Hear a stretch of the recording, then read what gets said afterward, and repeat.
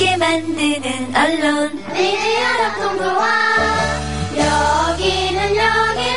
여기는 국민TV 함께 만드는 언론 미디어 협동조합 여기는 국민TV.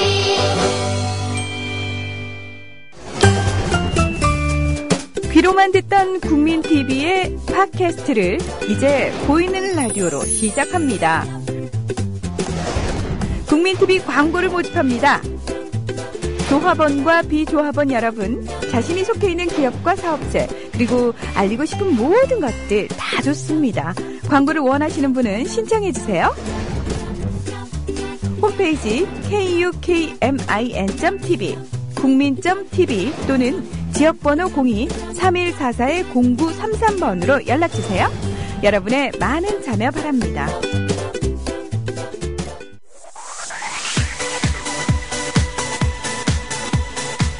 안녕하세요. 이런 변이 있나의 이변, 이재정 변호사입니다. 네, 리변입니다. 이광철입니다. 예, 박정희입니다. 박변입니다. 예, 오늘도 금요일 이른 아침부터 저희가 지금 녹화를 하고 있는데요. 아침인 티가 확 나요. 잠에서 깬 듯한 뽀송뽀송한 나의 피부? 그리고 잠에서 막 깬 뽀송뽀송한 피부에 물 한 잔 마셔야겠다. 아직 잠에서 들 깬 이광철 변호사님의 부은 눈, 그리고 머리숱이 없어요. 예, 막 이불 속에서 나온 듯한 우리 박주민 변호사님의 머리. 예. 네, 어차피 박 변호사님이 어차피 저희들의 역할은 이 앞에서 이재정 변호사님을 돋보이게 하는 역할이잖아요. 최대한 그 역할에 충실하려고. 그래서 사실은 오더를 받고 이렇게 온 거잖아요. 네. 그 컨셉으로 해가지고 머리는 부시하게 하라. 머리 막 이렇게 오른쪽으로 이런 식으로 삐치기가 그러니까. 쉬운 게 아니에요. 저도 고생하셨어요. 눈을 좀 부은 눈으로 하고 오라 그래갖고 일부러 이렇게 좀 부어서 온 거예요. 고생하셨어요. 그러니까. 참. 아니, 근데 이렇게 라디오 방송할 때는 저 잘난 척 해도 저는 뭐 아무 거리낌 없었거든요. 근데 리얼하게 이렇게 카메라 앞에 서는 이 순간에까지도 이러고 있다는 게 저도 참. 지금도 거리낌 없으신데? 예, 죄스럽고 한심합니다. 죄스럽기는 하세요? 예, 다소, 여러분한테가 아니라 시청자 여러분께. 그러긴 하네요. 예, 오늘은 두 가지 이야기 해볼까 합니다.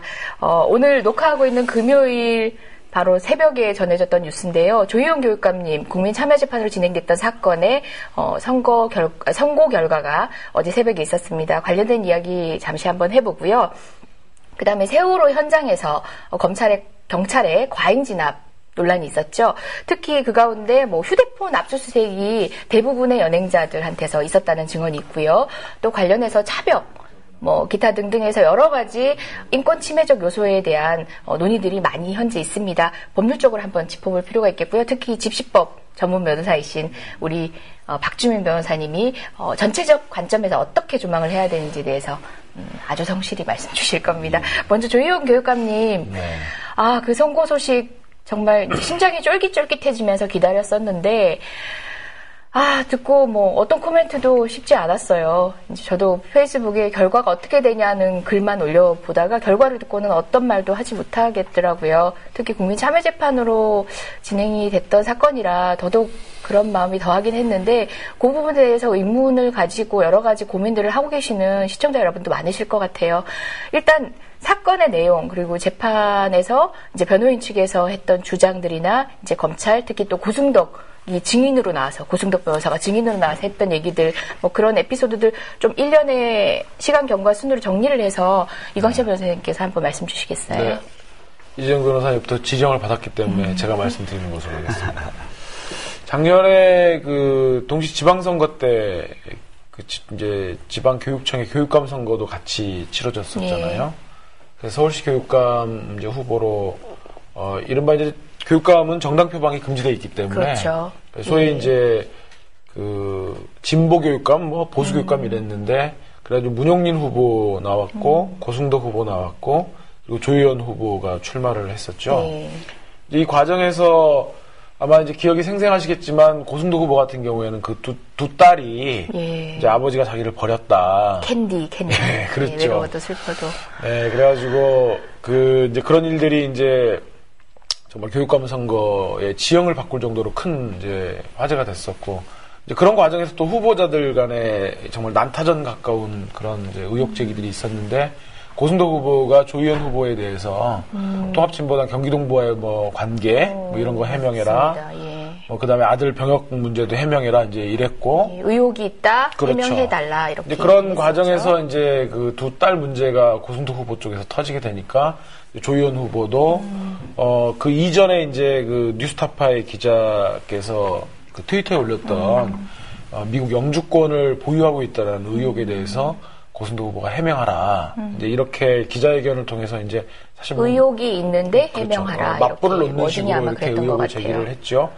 어쨌든 그래서 선거는 이제 조희연 후보의 당선으로 끝이 났고 이제 이런 과정에서 이제 선관위가 이제 조사도 들어갔고 했는데 뭐 대부분 다 선거 과정에서 있을 수 있는 의혹 제기라고 했고 사실은 이제 뭐 무혐의 그러니까 선관위에서는 아마 경고 조치를 경고 했던 조치하고 것 같습니다. 양쪽 후보 모두에게. 별도의 이제 고발 같은 것은 따로 하지 않았었고 예.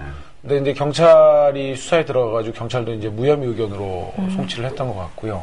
근데 이제 기이하게도 검찰이 조희연 후보 쪽만 허위사실 공표, 후보자 비방으로 이제 기소를 했죠. 기소를 했고 다만 또 그 과정에서 고승덕 후보가 조희연 후보를 향해서 제기했던 경기동부의 관계라든지 그 다음에 아들 병역 문제에 대해서는 또 그 기소하지 않고 그래서 표적 수사가 아니냐 또 표적 기소가 아니냐 하는 논란들이 있었고 어쨌든 기소가 되어서 그 조희연 교육감의 변호인들께서 이제 국민참여재판을 신청해서 나흘 동안이나 국민참여재판이 진행이 됐었죠. 그래서 어제 배심원 평결을 거쳐가지고 선고가 났는데 아마 이제 이 방송이 나갈 때쯤에서는 다 이미 아시고 계시겠지만 배심원 7명 전원이 유죄 취지로 판결을 했고 이에 따라서 재판장이 당선 무효형에 해당하는 500만 원의 벌금형을 선고해서 어쨌든 1심은 뭐 거의 조희연 교육감이 완패했다.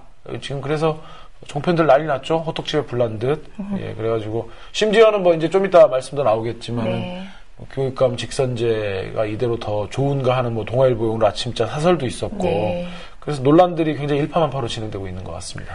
예, 사실 처음에 기소될 당시만 하더라도 무죄가 나올 가능성도 염두를 많이 했었고 그 비중에 대해서도 많은 사람들이 유죄가 될 거라고 확신하는 사람은 별로 없었어요. 그래서 이렇게 교육감을 재판정에서 시들하게 만들어야 되냐 이런 비판도 했었거든요. 그렇죠. 너덜하게 재판정에 계속 오라가라 하면서 너덜하게 만들 거냐였는데 직까지 잃게 될 거라고까지는 물론 뭐 모든 가능성은 다 언제나 있기 마련이지만 우리도 계속 지켜본 사건이 한두 가지가 아니잖아요. 근데 처음에는 이렇게까지 되리라고는 생각을 못했었죠. 사실 뭐 그 표명하셨던 내용 자체가 아까 이강철 변호사님도 설명을 해주셨지만 이런 의혹이 있으니까 해명하라. 네. 라는 해명 촉구였거든요. 네, 의혹이 있으니까. 해명하라라고 얘기했고, 그 다음에 이제 또 다시 이제 또 제기할 때는 아마 그 미국 대사관이라든지 그 영사 이런 쪽으로부터 확인증을 받아오면 된다. 뭐 그런 거 간단한 방법으로 이 논란을 잠재울 수 있다. 그러니까 고승덕 후보는 좀 그런 걸 해라. 라는 내용이었거든요. 그래서 고승덕 후보가 사실 뭐 완벽한 해명은 아니라고 하긴 하던데요. 그 여권을 제시를 했대요. 네. 이제 당시 한 두 시기에 몇 차례 왔다 갔다 했는지. 두 시기의 여권을 이제 제시를 했더니 그거면 됐다라고 하고 조희연 교육감은 더 이상 그 논제에 대해서는 문제 제기를 하지 않았다고 합니다. 그리고 비슷한 시기에 보수 단체에서 시위를 하는데요. 고승덕 후보 사퇴하라고 얘기를 하면서 왜냐하면 문용린 후보가 있으니까 우리에게는. 그러니까 하면서 그때 그 보수 단체에서도 이런 얘기를 한 거예요. 영주권 의혹. 맞아요. 예, 등등 몇 가지를 하면서 얘기를 했는데 거기에 대해서는 어떤 고소도 이루어지지 않았고 뭐 수사 없이 뭐 재판정에는 물론 오르지 않았겠죠. 그러니까 지금 이제 그 조희연 교육감 기소와 이제 재판 과정들을 짚어보면 우리가 좀 생각해 볼 것들이 몇 가지가 있죠. 네. 선거 과정에서 후보자에 대한 그런 검증의 범위를 어디까지 어떤 근거가 확보되어야만 그것이 가능한가라고 하는 데 대한 문제 제기가 좀 있고 그래서 그것은 후보자 비방이라든지 허위사실 공표라고 하는 죄가 과연 형사처벌의 대상이고 직을 날릴 정도인 것인가 그래서 이건 표현의 자유, 특히 선거시의 표현의 자유의 그런 논점이 하나가 있는 것 같고, 또 하나는 이제 국민참여재판이라고 하는 우리가 사법의 투명성과 그리고 국민의 신뢰 제고를 위해서 도입한 이 제도들의 운영과 관련해서 국민들이 일반 법리에 비춰서 또 좀 엄격하고 꼼꼼하게 네. 해석하고 있는 것 같다는 부분도 한번 짚어봐야 될 것 네. 같고요. 또 하나는 저는 가장 분노스러운 지점인데요. 검찰의 이 일련의 이런 이 조희연 교육감에 대한 수사와 기소의 과정들을 보면 굉장히 그 표적 기소에 해당하고 그리고 일련의 깊은 신모 원료가 있다는 생각이 들어요. 뭐냐면 그 이전부터 서울시 교육감만 유독히 이런 논란에 휘말렸었어요. 네. 그렇죠. 곽감도 그렇고. 네. 그런데 그 이전부터 보수 세력이 이 교육감 직선제 무용론을 계속 지속적으로 전파해 왔거든요.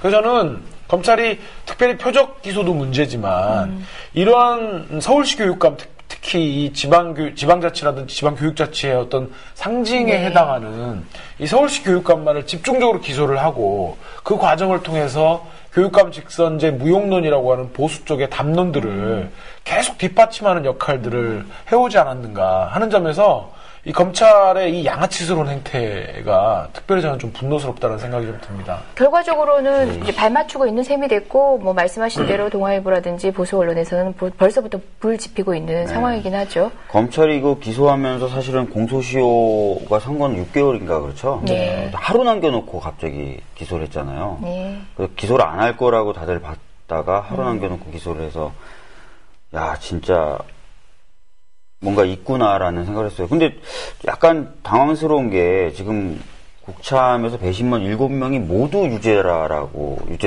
판단한 부분이에요.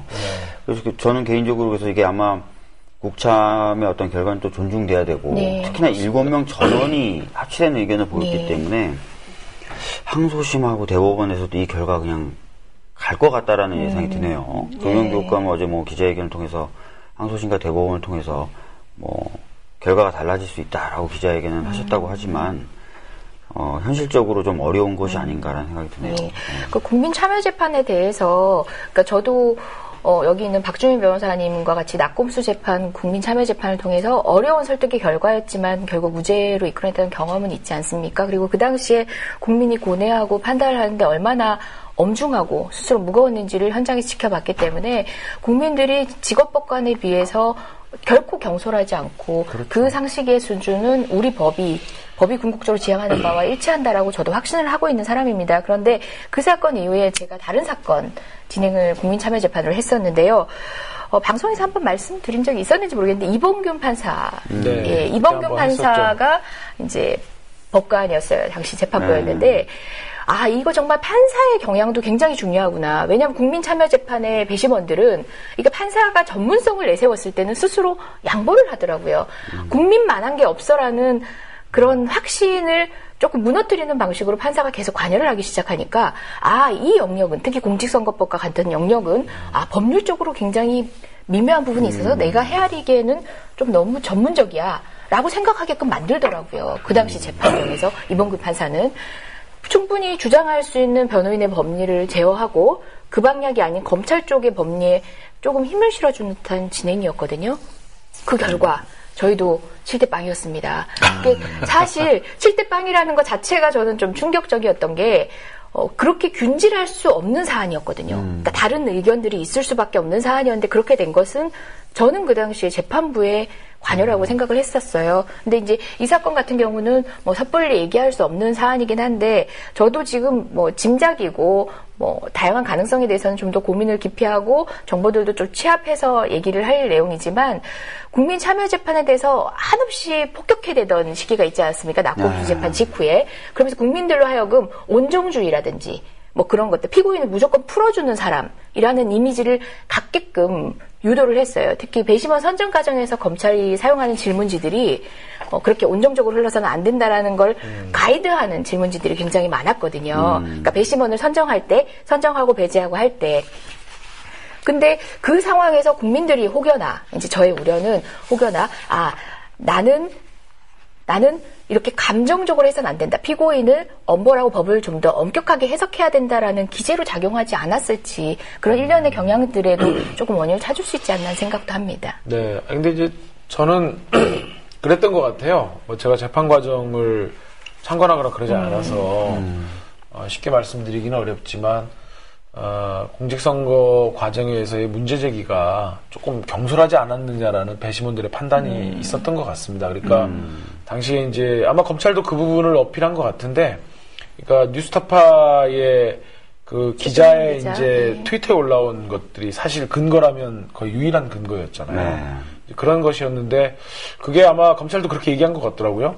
그러니까 이게 뉴스 가치가 있었다면 데스크가 오케이해서 보도를 하거나 그랬을 텐데 데스크에서 잘렸거나 기자 본인도 팩트에 자신이 없어서 보도는 못했던 거 아니냐. 그거 굉장히 거칠게 고승덕 후보가 증인으로 나와서 그러니까, 막 다그치면서 했던 얘기. 그리고 또 고승덕 후보가 나와가지고 저 기자하고 통화한 적이 없다고 이렇게 막 하면서 나 오늘 법정에서 처음 봤다라고 하니까 배심원들 입장에서는 그래 뭐 공직 후보 과정에서 검증도 좋고 다 좋은데 조금 문제 제기의 근거 자체는 빈약하고 조금 그게 충분히 이 안에서 걸러지지 않고 이렇게 막 선거 과정에서 진흙탕 싸움으로 나온 거 아니냐라고 하는 그런 판단들이 배심원들에게 있었던 것 같고요. 그래서 이제 그 부분들에 대해서는 이제 변호인들께서 이제 다 항소심에서 또 이제 잘 법리적으로 변론해 주시라고 믿고, 저는 이제 오히려 그런 생각이 들어요. 뭐 아까 박 변호사님 오셔가지고 야 국민참여재판 지상주의자들 지금 멘붕에 빠졌겠다 이제 이렇게 뭐 댓글 달았다고 하는데 그런 비난을 하시는 오히려 반대로 이제 조중동 조중동도 입장 한번 내놔봐라. 그렇게 뭐 국민참여재판을 감성재판이라고 비난하던 사람들이 저는 그래서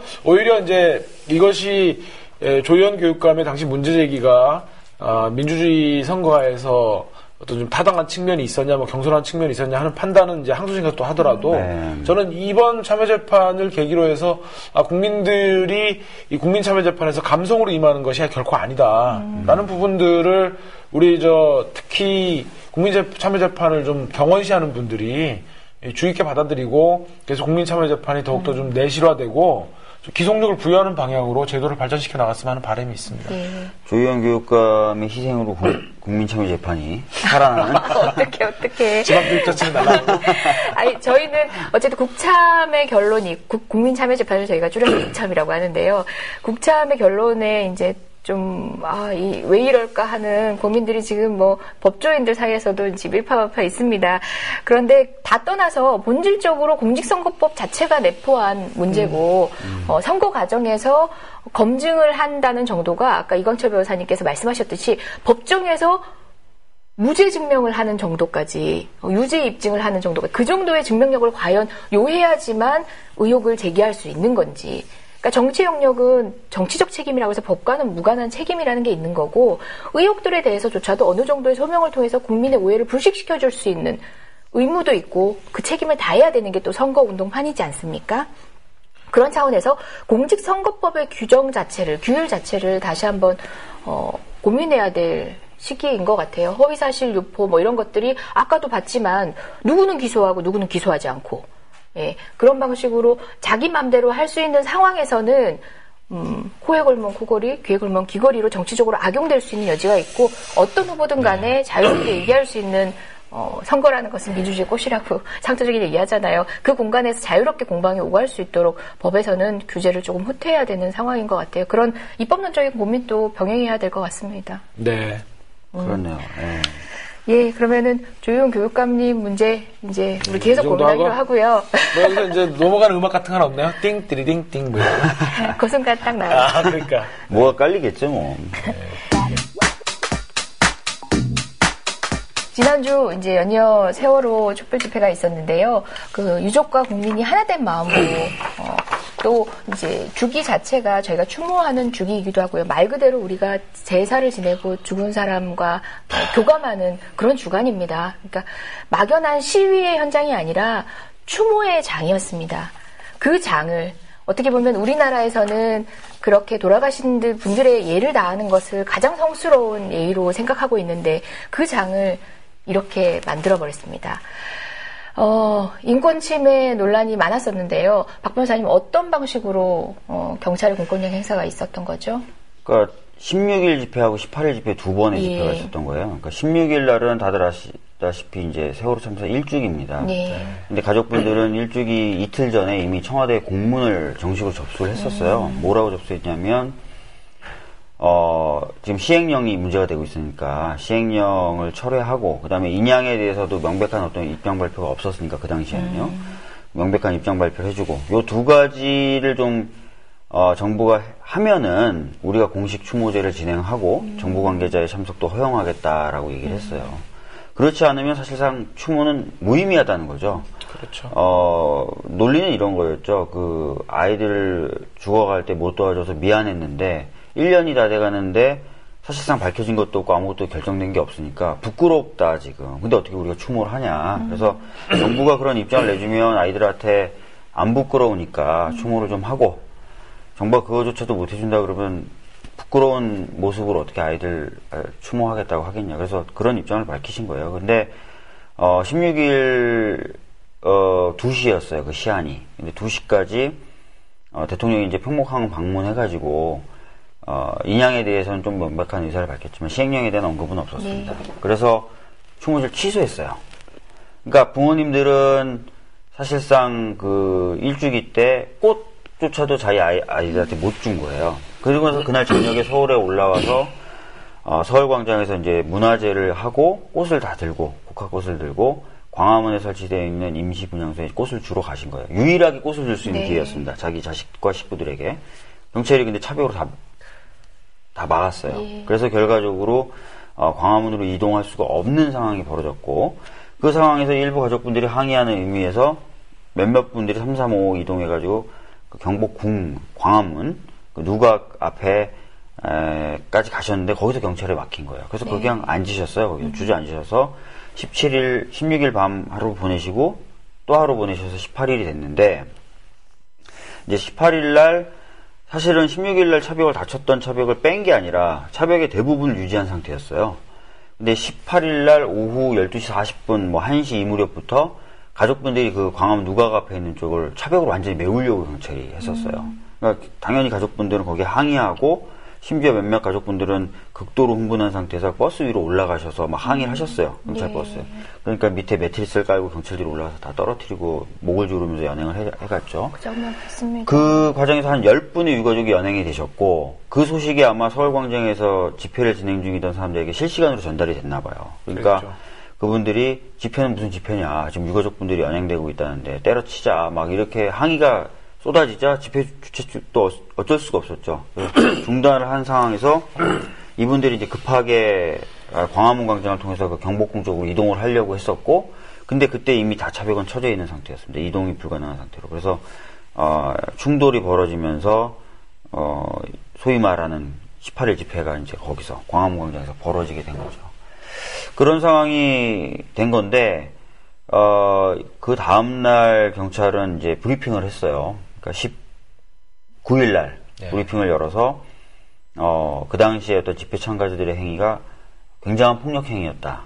그래서 전국에 15개의 그 전담팀을 만들어 가지고 끝까지 추적해서 다 사법 처리를 하겠다라고 얘기를 했고, 그 과정에서 이제 좀 이따 이건철 변호사님 말씀하시겠지만 연행됐던 사람들 대부분의 휴대폰을 압수수색한다든지 이런 어떤 식으로 지금 나오고 있는 거죠. 그래서 지금 그 당시 집회에 관련돼서 한쪽에서는 경찰의 어떤 물리력 투입이 과도했다라고 얘기하는 거고, 다른 한쪽에서는 폭력 집회였기 때문에 끝까지 추격해서 엄벌하겠다. 이게 지금 맞서고 있는 상황입니다. 맞서고 있다 그러고 한쪽 하니까. 그러니까 진짜 기계적인 것 같아요. 네, 이런 기계적인 균형인 같으니라고. 뭐인가요? 멋져 보이는데요? 네. 아이, 기계적인 그건 균형이 아니에요. 예. 그러니까 우리가 이제 그러니까 박 변호사님이 이제 그 4.16, 4.18 집회와 관련된 차벽 설치 이후에 시위 양상에 대해서 이제 양쪽의 주장을 어쨌든 소개해 주신 걸로. 하신 거죠. 예, 소개해 주신 거죠. 근데 이제 우리가 이제 시간순을 한번 볼 필요가 있는 거죠. 박 변호사님이 그 주역이신데 2009년도에 노무현 대통령 서거하시고 이제 서울분향소를 경찰이 차벽으로 똘똘 말았단 말이에요. 운전 잘하대. 그걸 어떻게 붙이지? 정말 좀 신기했어요. 틈없이 붙이죠. 이게 특A급 드라이버들이었는데, 그런데 이제 분향소 설치를 못했지만 그 광장을 통행하고자 하는 분들 통행도 막고 그래서 박 변호사님이 이제 헌법소원 하셔서 2011년도에 차벽의 설치는 과도하다. 그 집회의 어떤 우려 때문에 그런 걸 설치를 하는 것 자체가 과도하게 국민의 기본권을 제한하는 것이기 때문에 위헌이라고 분명히 했거든요. 그때 2명 빼놓고 7명이 위헌 의견을 했고 그때 위헌 합헌에 가담했던 분이 박한철. 또 한 분이 누군지 모르겠네. 뭐 아무튼 그랬는데 저는 그래서 이제 그러고 나서 광화문에 이 근해산성이라고 불리는 차벽이 등장하는 걸 보고 정말 깜짝 놀랐어요. 헌재가 분명히 위헌이라고 차벽 설치가 위헌이라고 명시한 부분에 대해서 그러한 지네들 나름대로의 불법 시의 우려 때문에 그러한 차벽을 설치했다라고 하는 거에 대해서 굉장히 깜짝 놀랐고 또 그러한 과정을 통해서 박 변호사님이 말씀을 하셨지만 사실 그리고 많은 또 유가족분들도 주장하고 계시는 것들이잖아요. 시위대를 가장한 경찰들이 불법 폭력 시위들을 더욱더 조장하고 또 그런 과정에서 사실 태극기를 불태웠던 얘기들도 그 과정에서 나왔던 얘기들이에요. 그러면서 유가족들을 그 강제로 연행하고 폭력을 행사해가지고 유가족분들을 그렇게 연행하면서 사실 어떻게 보면 집회 참가했던 시민들을 자극한 측면이 있는 거고 그러한 과정을 통해서 이미 차벽 설치만으로도 그때 당시 집회에 참여했던 시민들이 굉장히 정말 분노하는 상황이었는데 그걸 지켜보는 저조차도 그렇고 많은 사람들이 SNS를 통해 갖고 2011년도 헌법재판소 결정에 따라서 차벽 설치가 위헌이라는 것들이 빠르게 퍼져나갔던 상황이었거든요. 그런 상황에서 유가족들을 연행하지 경찰들이 과도하게 뭐 이상호 기자 같은 분들은 왜 그 소화전에 있는 물을 갖다가 그렇게 보충하느냐라고 하면서 또 체포되어 가지. 그 항의 과정에서 체포됐었고. 더군다나 그 비까지 내리고 4.16 일주기라고 하는 그 정말 어떻게 보면 굉장히 마음이 슬픈 상황이었잖아요. 근데 거기다 경찰들이 계속 불을 지르는 거예요. 그래서 저는 그 과정들을 지켜봤을 때 경찰이 특히 강신명이 얘기하는 불법 폭력 시위의 우려 때문에 차벽을 설치했다거나 불법 폭력 시위대를 엄단하겠다는 얘기들은 정말 개소리라고 생각합니다. 그건 정말로 개소리고요.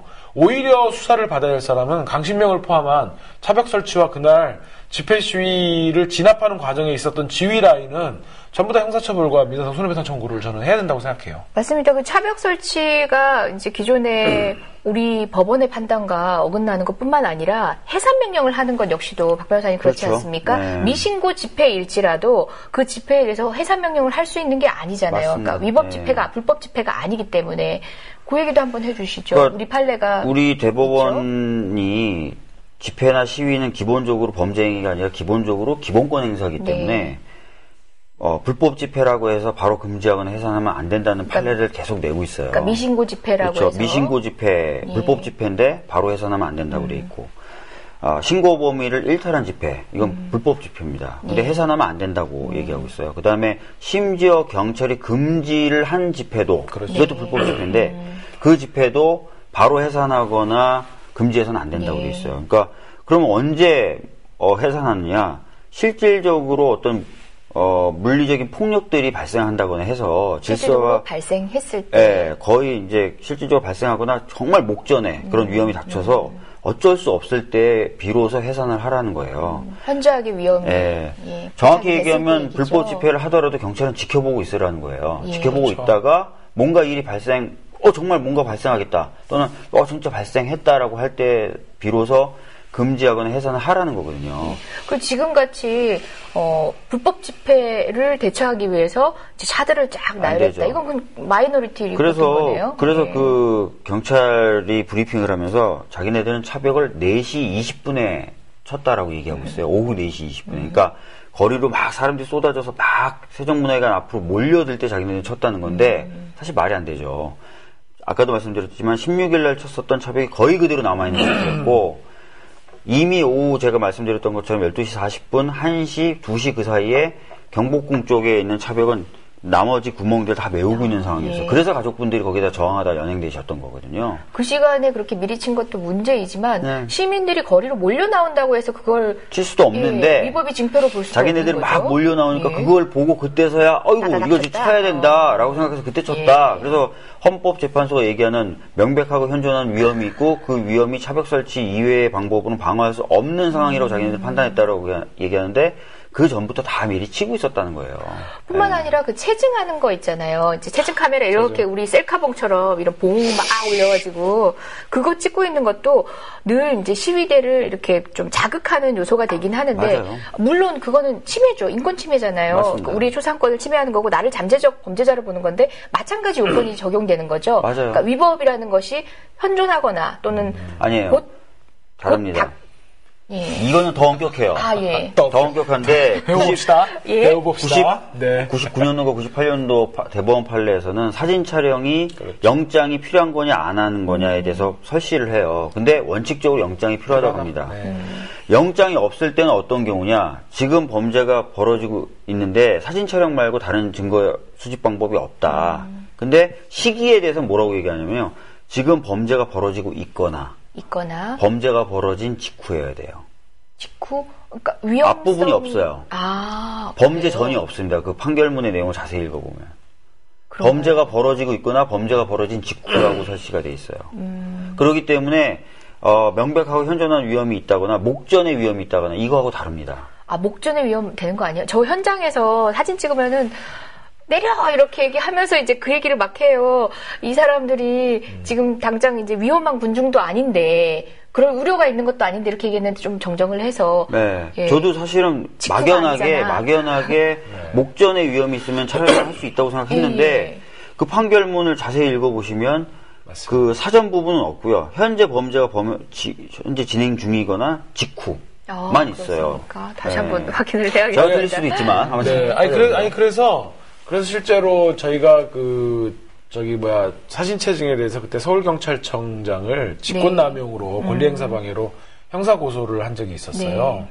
그러니까 대법원 지금 박 변호사님 말씀하신 것처럼 그 범죄 현장에 사진을 찍을 때 이것이 치안 정보 수집이 아니기 때문에 범죄 수사하죠. 정보를 증거를 수집하는 차원에서 하는 것이기 때문에 영장이 필요하고 영장이 없는 상황에 사진 찍을 수 있는 요건을 그렇게 말씀을 예외적 하면서 요건은 엄격해야 되죠. 하는데 자 미신고 집회 같은 경우에는 주최자만 처벌한단 말이에요. 참가자들은 처벌 안 해요. 조항이 없어요. 처벌장이 없어요. 그렇기 때문에 집회 현장에서 미신고 집회를 이유로 해갖고 사진 촬영하는 것은 불법. 그렇죠. 그다음에 해산명령도 지금 박 변호사님 말씀하셨다시피 해산명령이 있었다고 해서 바로 해산명 불응죄로 처벌할 수 있는 게 아니다. 그렇죠. 해산명령이라고 하는 것도 요건이 충족이 되어야 하고 그래서 명백히 폭력적인 집회로 나가려고 할 때부터 해산명령을 발동할 수 있는 것이기 때문에 지네들 마음대로 해산명령 발동해놓고 그때부터 해산명 불응이라고 보는 것은 자의적인 법집행이므로 그것도 범죄 요건에 성립되지 않아서 사진치증 불법. 예. 고발했죠. 예. 결론. 뒷등으로도 안 듣고 각하. 제가 각하 전문이에요. 우리 좀 쉽게 말씀을 드려야 되는데, 각하라고 하는 것은 이제 어떤 처분에서 불복을 했을 때, 야, 너는 꺼리도 안 되니까 들어오지도 마. 절로 가. 그렇죠? 절로 가. 그 다음에, 이제, 그래, 넌 꺼리는 되는데, 알고 봤더니 네 말은 별로 안 맞아. 그럼 기각. 그래서 제가 그때 형사고발했다 각하 받았죠. 각하. 근데 사실은 저희가 2008년도 광우병 촛불 집회 때 경찰이 굉장히 과격하게 진압을 했었잖아요. 그래서 유엔 인권 특별 보고관도 과도화했다라고 얘기하고 국제 엠네스티 같은 데서도 이거 좀 문제가 있다라고 얘기했었고. 그런데 그래서 그 당시에 그 민변에서 거의 100건 가깝게 고소 고발했었어요. 경찰을. 한 건도 받아들여진 게 없었죠. 그때 각하였나요? 각하 아니면 기각이고요. 저도 그래서 각하 기각 전. 다행이다. 저도 예. 심지어 여러분들이 아마 인터넷에서 많이 보셨을 것 같은데요. 방패로 정확하게 뒷부분, 달아나는 시민의 뒷목 부분을 가격한 사건, 이런 것들 다 위험해야 됐습니다. 명백한 증거가 있는데도 불구하고. 그러면서 대표적으로 얘기했던 게 뭐냐면요. 이 경찰이 누군지 자기네들 모르겠다는 거예요. 그 얘기도 해봐야 돼요. 기가 막힐 노릇이. 근데 왜 그러냐면 명찰 같은 걸 안 차고 나와요. 그래서 제가 한번 집회 현장에서 정말 꼭지가 돌아가지고. 꼭지가 도셨어요? 진짜로 제가 그때 청계천에 한번 집회를 나갔는데 이제 하다 보면 얘네들이 사진을 쭉 찍잖아요. 쭉 찍어요. 그래서 제가 대열이 있는데 가서 그랬죠. 그때 시위대들이 약간 이제 조금 이렇게 몸싸움 같은 거 하면 우르르 몰려오잖아요.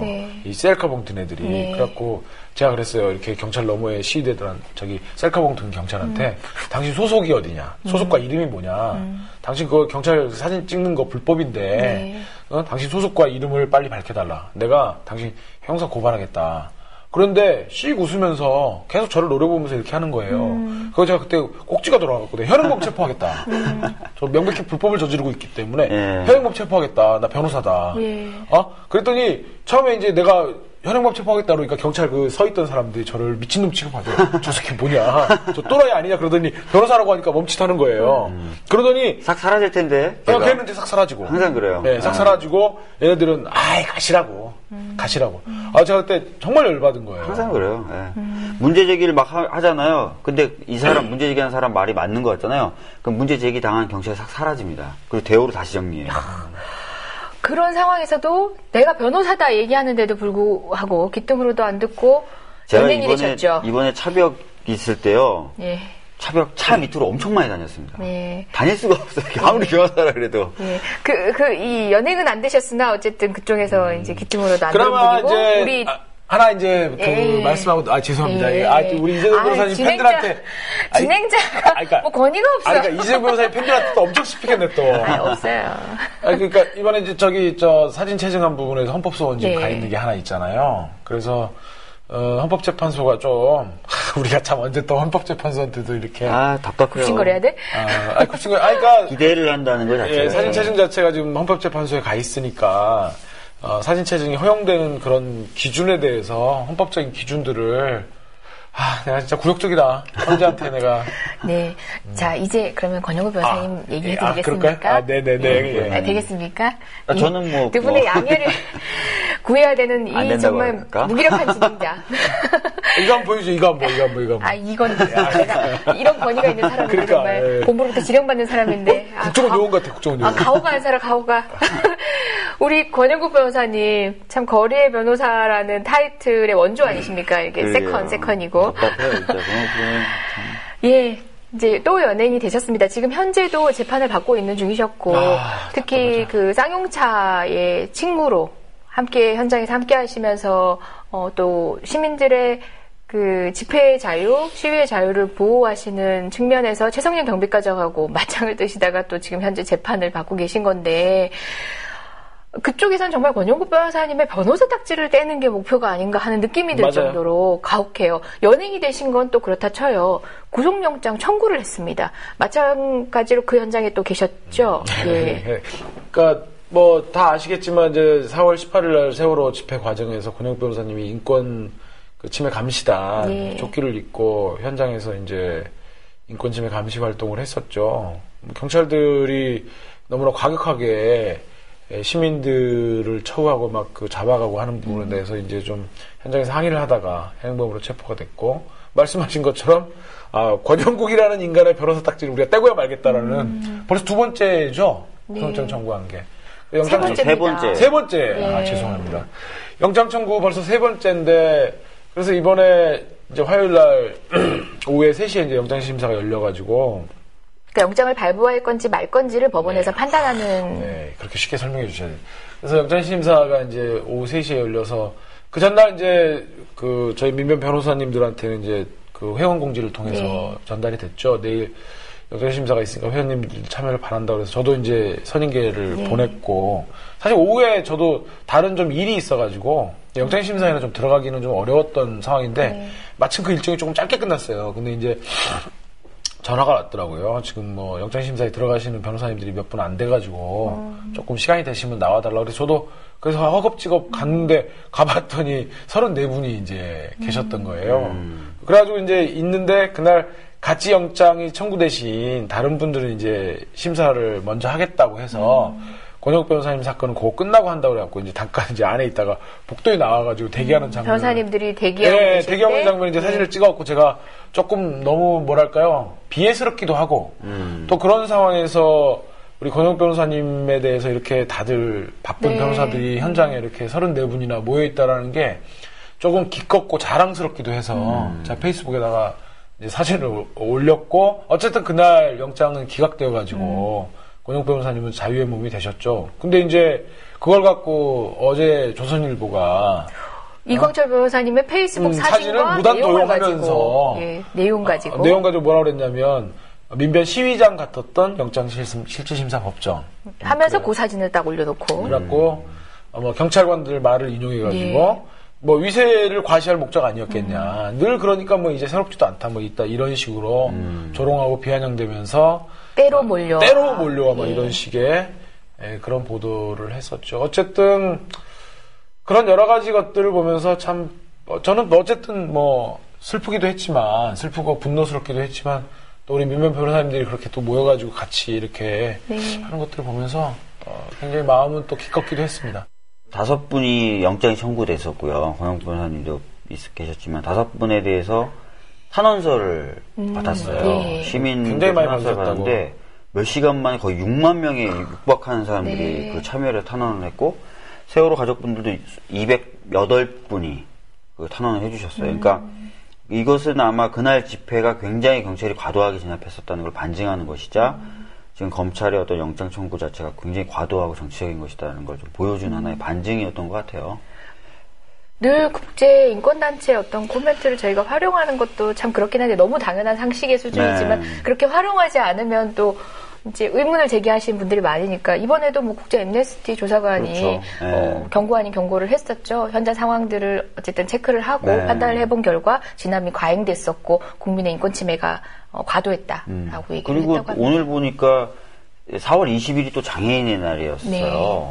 장애인의 날이었는데 그때도 광화문에 이제 장애인분들이 장애우분들이 이제 행진을 하는데 경찰이 완전히 싸더라고요. 그걸 어떤 외신 기자가 사진을 그 빌딩에서 찍어가지고 이게 한국에서 장애인의 날에 장애인 행진에 경찰이 이런 식으로 막는다. 몇 명 안 되는 그 장애인 휠체어를 수십 명의 경찰이 에워싸서 이렇게 막는다라고 또 트위터를 보냈더라고요. 그러니까 우리나라 경찰이 좀 과도하게 또는 너무 정치적으로 대응하는 면이 많고요. 제가 그래서 사실은 어제 기자회견 자리가 하나 있었는데 거기 가서 그런 얘기를 했었어요. 증거인멸의 우려가 있어야 구속이 되는 건데 이완구 국무총리 지금 자기 전 운전기사하고 말 맞추려고 전화했었다. 오늘 보니까 홍준표 그렇죠. 뭐 전달자하고도 말 맞추려고 시도했었다. 누구를 구속해야 되는 겁니까 지금 이게. 참 이상해요. 아니 그러니까 저는 그러니까 적절치 않은 말일 수는 있겠지만 경찰이 국민을 바라보지 않고 정권의 개가 되니까 이런 일이 벌어지는 거죠. 적절했어요. 적절한가요? 그러니까 다 우리 헌법에 나와 있잖아요. 헌법 7조에도 나와 있고 다 국민을 위한 봉사자들 아닙니까? 그렇죠. 경찰의 존재 이유는 국민의 생명과 재산, 자유와 권리를 지키기 위해서 존재하는 거고. 근데 정권을 바라본단 말이에요. 근데 그 정권이 그나마 국민과 소통하려고 노력하는 정권이면 그나마 난데 그러면 경찰과 국민의 거리는 그만큼 또 가까워질 수는 있는데 그렇겠죠. 그 경찰이 바라보는 정권이 국민을 개무시해요. 일주기 때 어디 날라버리고 도망가고 국무총리는 비타 삼천 총리가 돼갖고 이 모양 이 꼴이에요. 나라가 근데 저는 신기한 게 대통령이 없고 국무총리가 없는데도 나라는 잘 돌아가는 것 같아요. 갑자기 두 명이 왠지 없어지니까 날씨가 굉장히 좋아지더라고요. 그러니까 아니, 그래서 그런 정권이 정말 국민들을 개무시하면 경찰과 국민의 거리는 가뜩이나 먼데 원래 국민을 안 바라보니까 더 멀어지는 거예요. 그래서 검찰이 정권의 개가 되면 국민들을 더 개무시하고 그러다 보니까 두 가지 현상이 나타납니다. 첫째는 우격다짐. 니네들이 불법이야. 말도 안 되는. 두 번째는 거짓말. 차벽을 우리는 4시부터 쳤어요. 전부터 쳐놓고. 그래놓고 자기네들은 다 정의를 수호하는 양 해놓고 경비과장 같은 사람들 이번에 그 종로서 경비과장도 그랬다면서요. 맞아요. 뭐 니네들도 다치면 저렇게 될 수 있으니까 장애인들 보고 살살 해줘라 저 사람들은. 그 말했다가 이번에 전보 조치됐는데 그래서 옮겨간 곳이 서초서라면서요. 저 돌려막기 했어요. 아니 그러니까 그렇게 말을 해갖고 책임을 지어서 경질한 것처럼 보도자료는 배포하고 그 서울경찰청장이 사과를 했는데 막상 알고 봤더니 종로서에서 서초서로 간 거예요. 아니 무슨 직위회제를 하거나 그런 것도 아니죠. 뭔가 징계를 해서 정직을 주거나 하다못해 감봉을 준 게 아니라 이런 식이에요. 지네들은 밖으로는 무슨 정의의 화신인 것처럼 막 불법으로 시위대들을 매도하면서 그러니까 두 가지 현상이 늘 나타나요. 우격다짐, 거짓말. 그러면서 정권을 향해서 왈왈왈왈 우리가 얼마나 최선을 다했는지 알아주세요. 왈왈왈왈. 국민들을 보호한다라는 얘기를 본인들이 하면서 권영국 변호사님의 실질심사 그 재판정에서도 그런 얘기를 했다고 하죠. 권영국 변호사님에게 교통 때문에 불편을 겪고 있는 그 국민들은 당신, 이 권영국 변호사라는 이 인권 변호사가 보호해야 될 국민은 아니냐. 그런 국민들의 불편은 아픔은 생각하지 않느냐라고 했대요. 그때 권영국 변호사님이 뭐라고 얘기하셨나요? 모르겠습니다. 그 소수자를 보호하는 것이 바로 변호사가 네. 할 일이다라고 얘기를 했다고 합니다. 제가 세월호 집회 현장에서 해산명령을 하는 경찰의 말 중에 가장 기가 막혔던 말이 뭔지 아십니까? 여러분들 때문에 지금 교통에 불편을 겪고 있는 시민들이 호소를 하고 있습니다라고 합니다. 한하죠. 고통을 겪고 호소를 하고 있습니다. 이게 고통, 어떻게 세월호 유가족 분들 앞에서 고통을 호소한다는 얘기를 이쪽으로 할 수 있는지. 예, 뭐 저는 그것도 근데 좀 이해가 안 되는 게 차벽으로 교통을 다 지들이 막아놓고. 그건 물론이고요. 지들이 다 막아서 광화문 일대를 진공 상태로 만들어 놓고 교통을 누구 보고 막냐. 사람들이 다 그러거든요. 교통이 지금 없는데. 막 이러면서 차벽을 빼줘야 집에 가든지 하지. 막 이런 얘기를 할 정도로. 그리고 16일 날도 장난 아니었어요. 그때 아이 안고 또 부부가 오셨는데 어머니는 아이를 안고 아버지는 휠체어 태웠는데 못 지나가게 하는 거예요. 집에 가겠다는데도. 그래놓고 교통 불편을 호소하는 시민들의 고통을 니네들이, 야, 진짜 저는 그게 너무 거짓말, 말씀하신 거. 예, 그 양일 집회를 통해서 많은 연행자들, 특히 이제 18일 집회를 통해서 연행했던 많은 분들이 아까 말씀드렸다시피 핸드폰을 압수수색 당했어요. 그게 온당한 건지 연행이 됐으니까 압수수색은 할 수 있는 거 아닐까라고 생각하시는 분들도 있을 것 같고요. 네. 그러니까 법리적인 문제점이나 그때 당시 상황에 대해서 이광철 변호사님 말씀해 주세요. 그 관련해서 이제 어제 서울시 경찰청 앞에서 이제 기자회견이 좀 있었고요. 그래서 저희들이 지금 현재 모니터링 중인데 네. 압수영장이 발부가 되었고 서울경찰청이 100명을 이번에 연행했잖아요. 맞아요. 그래서 서울경찰청이 지시를 내려가지고 다 휴대폰을 압수수색하라. 그래서 영장 발부돼서 지금 다 파악이 된 건 아닌데 그래서 영장이 발부돼갖고 휴대폰을 압수당하신 분들이 상당수 있고 그 과정을 보면 굉장히 골 때리는 일들이 많이 있습니다. 그러니까 어떤 경우가 있냐면요. 영장을 발부받아서 휴대폰을 줬는데 야 패턴 풀어봐. 영장을 발부받았으면 지네들 알아서 하든가. 네. 그럼 우리 선량한 시민들은 또 풀어줘요. 네. 그리고 영장을 발부받아갖고 야 여기서 풀어가지고 너 사진 몇 개 보여주면 내가 핸드폰 돌려주고 안 풀어주면 우리 포렌식 보낸다. 어떡할래? 이런 식의 회유. 그다음에 영장이 발부되지도 않았는데 휴대폰 내놔봐. 이렇게 해서 강제로 이미 제출을 가장한 사실상의 압수. 이런 것들의 일들이 있었고요. 근데 이제 우리 청취자분들께 이 휴대폰 압수가 어떤 점에서 문제인지를 조금 설명을 드리자면 자, 대부분 다 스마트폰 쓰시잖아요. 또 그리고 스마트폰의 대부분의 기능들이 자동 로그인으로 되어 있습니다. 그런 거기 때문에 예를 들면 스마트폰 한 대를 패턴만 풀면 이메일을 들여다볼 수 있죠. 그 다음에 카톡 다 들여다볼 수 있죠. 페이스북 통해서 그 압수된 사람의 핸드폰 계정뿐만 아니라 그 사람이 맺고 있는 친구들 뭐 예를 들면 제 페이스북에 두 분 다 친구인데 제 거 압수하면 이재용 변호사님 페이스북, 박주민 변호사님 페이스북 그리고 모든 또 박주민 변호사님의 친구들로 연결된 분들을 다 들여다볼 수 있는 그렇죠? 그래서 그 다음에 텔레그램 다 열어볼 수 있죠. 텔레그램 우리 지금 서버가 외국에 있어갖고 압수수색이 안 되지 않습니까?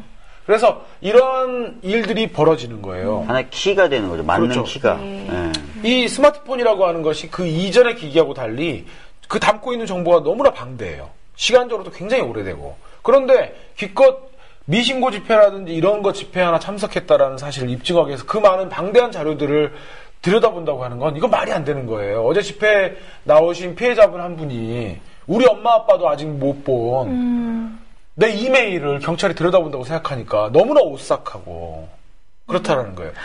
자, 그렇게 그 폐해에 대해서는 누구보다도 국민 여러분들이 상상을 해보시면 절감하실 것 같아요. 근데 법리적으로 그게 어떻게, 왜 가능한 건지, 앞으로도 가능한 건지, 네. 아니면 한계가 무엇인지, 그런 말씀 좀. 그러니까 해주시죠. 지금 현재 상태에서 지금 이제 물론 우리 형사소송법에서 그 2011년도에 법이 개정되어가지고 이 이른바 디지털 매체, 그러니까 뭐 하드라든지 USB라든지 이런 것들을 매체를 압수수색하는 부분에서 일부 조문이 좀 들어와 있긴 한데 아직은 예전에 우리 디지털 정보기기와 달리 이런 컵이라든가 이런 유형물 같은 것들만 전제로 해가지고 칼 압수하고 이런 네. 것만 상정하고 있는 범죄 수사에 필요한 경우에 한해서라고 하는 요건이 추가가 돼 있지만 어찌됐든 그 매체를 전부 다 들고 갈 수 있는 거예요. 핸드폰이라든지 USB라든지 하드라든지.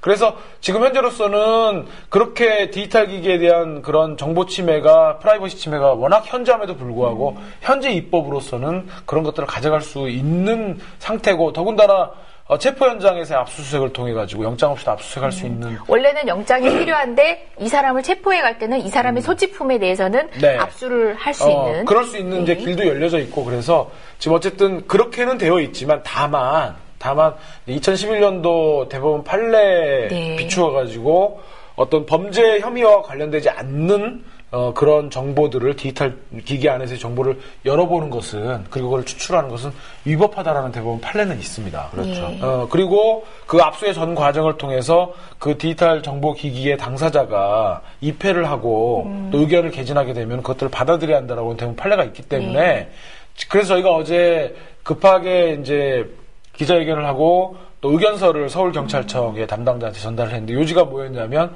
니네 좋다 영장 발부받아서 뺏어간까지는 우리가 문제 삼지 않겠다. 근데 이후에 집행하는 과정에서 범죄 혐의 즉 이 집회와 관련되지 않는 어떠한 정보도 열어봐서도 안 되고 그 정보를 추출해서 출력하거나 이래서도 안 된다. 첫 번째. 두 번째로 그것들을 추출하는 과정에서 피해자나 변호인들이 입회를 요구하는 경우에는 받아줘야 하고 또한 열어보지 마세요. 이거는 그것과 상관없어요. 그리고 추출하지 마세요라고 의견을 개진하면 니네가 안 받아들일 경우에는 반드시 집행조서에 남겨달라.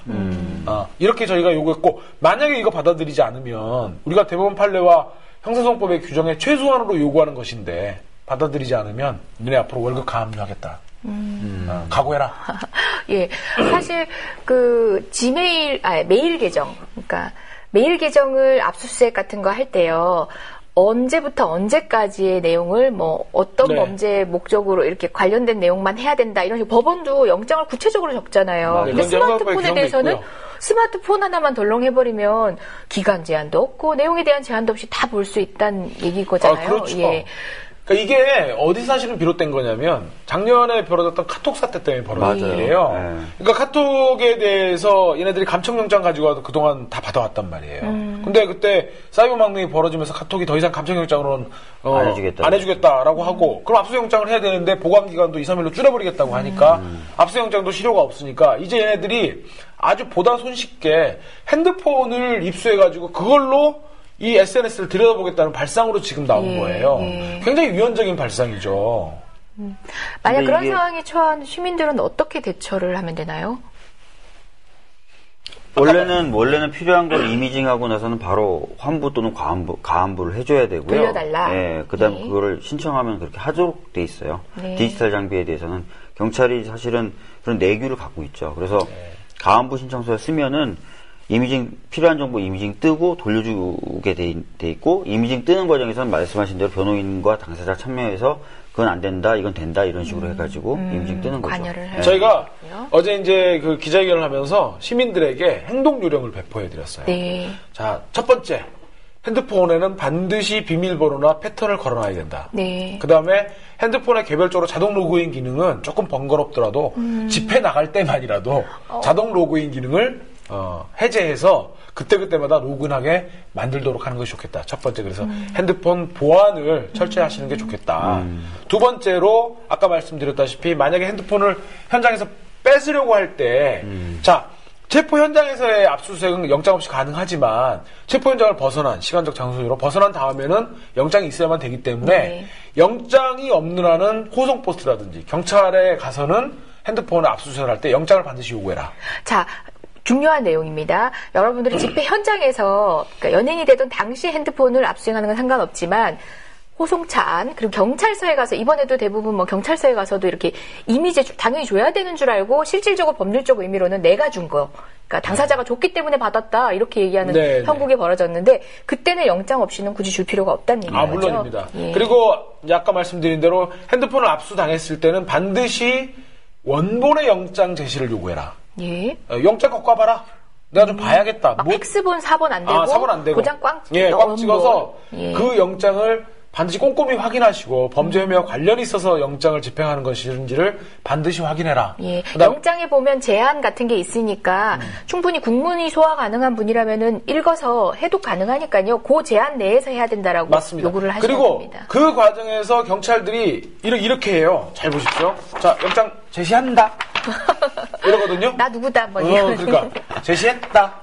이거 반드시 시정을 요구하십시오. 제시라고 했을 때 경찰들이 얘기하는 것은 자, 제시 이건데 제시라고 하는 것은 적어도 영장이 합법적으로 발부되었는지 예. 이 범죄와 관련성 무엇인지는 확인하라고 제시라는 제도를 둔 거거든요. 예. 그런 거니까 천천히 보시고 만약에 경찰이 그러면 잠깐 봅시다 해서 이렇게 해가지고 천천히 넘겨가면서 무엇 때문에 영장이 발부됐는지도 확인하시고 4번인지 원본인지도 확인하시고 이렇게 하시는 절차를 거치고요. 그 다음에 그 핸드폰을 열어볼 때 반드시 참여를 요청해서 그리고 참여를 거부하면 반드시 그 상황을 이렇게 따로 녹음을 해놓거나 뭐 이제 핸드폰을 뺏겼기 때문에 녹음 좀 어려우시면 그 사람의 관등 성명 그 직급과 이름 같은 것 좀 적어 놓으셔가지고 상황을 반드시 메모를 해 두셔가지고 나중에 그런 부분들은 대부분 판례를 어긴 거기 때문에 직권남용으로 형사고발도 가능하고 또 민사상의 손해배상 청구도 가능하고 이런 것들은 손해배상 청구를 반드시 해가지고 끝까지라도 해서 반드시 다음에 재발하지 않도록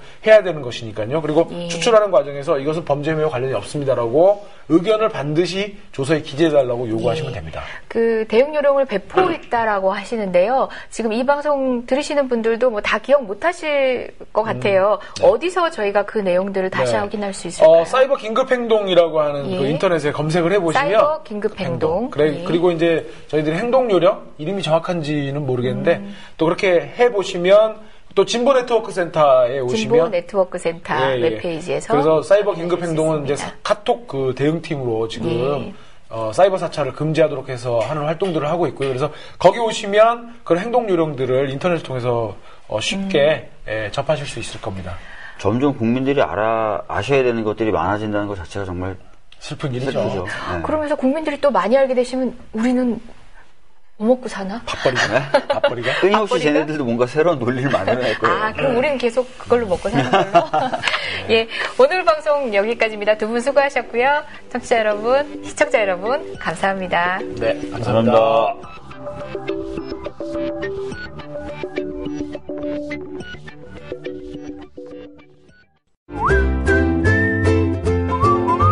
국민라디오 팟캐스트 응원하는 가장 쉬운 방법 아시나요?